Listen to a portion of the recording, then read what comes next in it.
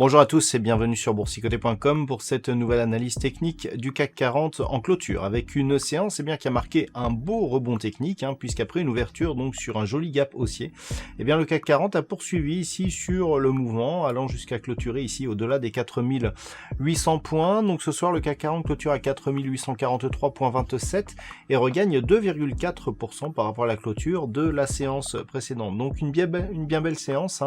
On avait ici cette zone des 4773 points à observer donc à la clôture de la semaine dernière. On a vraiment franchi cette zone ici sur un mouvement très puissant. On a même une configuration ici assez intéressante avec donc un rebond qui pour l'instant n'est que technique puisque malgré ici cette belle hausse, on ne casse pas le point haut significatif que nous avions marqué ici sur la séance du 23. Du point de vue des indicateurs techniques, on est sur une dynamique ici qui se retourne avec une tendance qui redevient haussière ici sur les histogrammes du MACD, donc en rebond technique.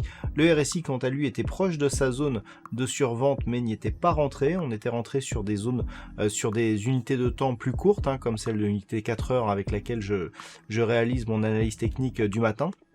On n'a pas le même signal sur le daily. On voit ici que la baisse a été trop courte pour provoquer une phase de survente sur le RSI, sur cette unité de temps. Malgré tout, on est ici sur une dynamique qui remonte et qui confirme un petit peu le retournement du MACD.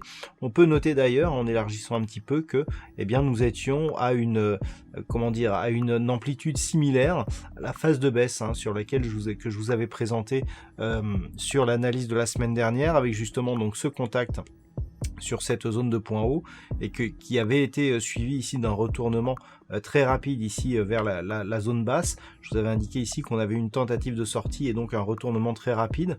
On peut voir que sur les histogrammes ici du MACD, on a une amplitude similaire avant le retournement. Donc si on revient ici sur cette configuration, alors il y a énormément de choses très intéressantes sur cette configuration.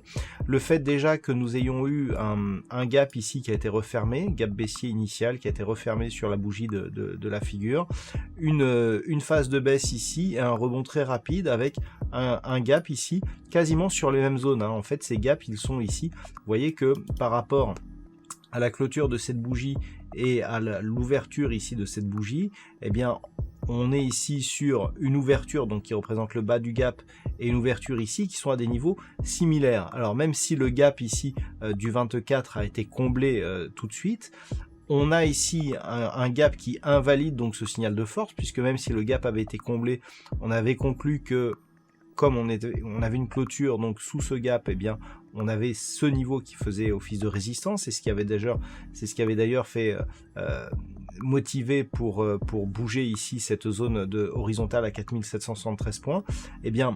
En réponse, on repasse ici au-delà de cette zone, on ouvre un gap sur des niveaux quasi similaires à ce qu'il avait été le 24. Donc c'est assez intéressant, d'autant plus que on a une bougie qui va plutôt dans une évolution de poursuite, même si les volumes restent dans la moyenne par rapport aux dernières séances.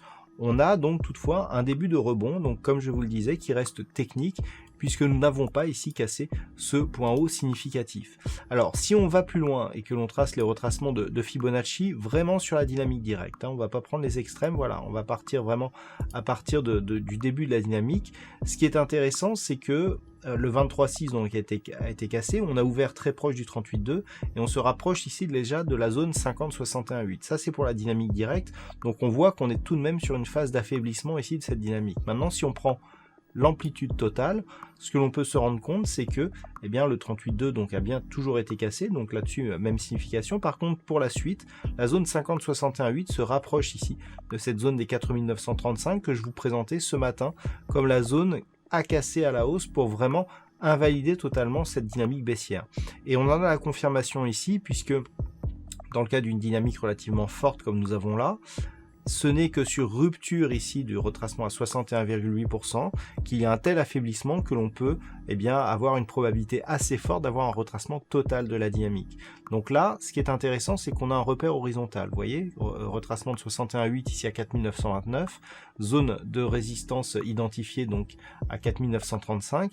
Par rapport donc je dirais au suivi de ce mouvement, tant que l'on n'est pas ici au-dessus de ces zones, vers laquelle d'ailleurs évolue le support oblique qui a été cassé et qui a donné donc le signal de baisse. Vous voyez que si on reste ici sur ces zones, on a donc la zone des 4935, le support oblique et le retracement à 61,8% de Fibonacci.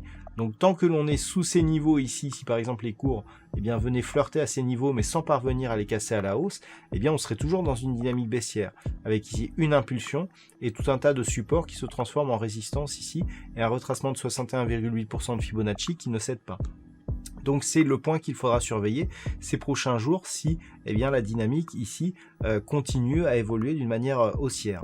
Et puis on ne peut pas aussi ignorer le fait que le gap ici qui s'est ouvert, qui apparaît ici dans une tendance baissière, est un gap de rupture. Ça fait partie des formes de gap les plus puissantes qui donnent des retournements les plus durables.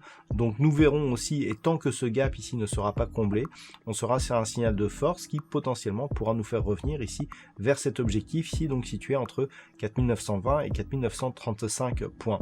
A l'inverse, si les cours venaient à recasser ici à zone des 4773 et à combler ce gap d'une manière rapide, on serait quasiment ici sur une configuration d'impulsion, rebond sur le 38,2 et poursuite du mouvement baissier.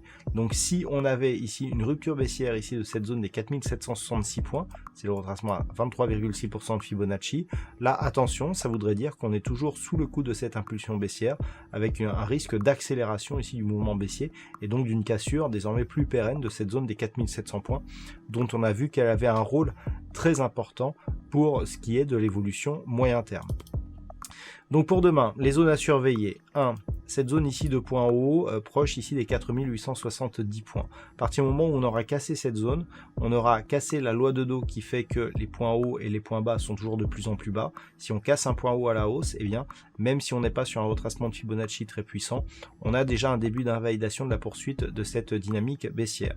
Et puis, on est dans l'éventualité d'une poursuite du mouvement haussier, cette zone ici qui va de 4920 grossièrement à 4935 points. Si on arrive à casser ces deux zones, là le signal sera très fort, on s'attaquera au gap ici qui a été ouvert et qui avait donné vraiment le début du signal baissier avec le franchissement très rapide de la zone des 4935 points, c'était la semaine dernière, et auquel cas là on invalidera franchement ce signal.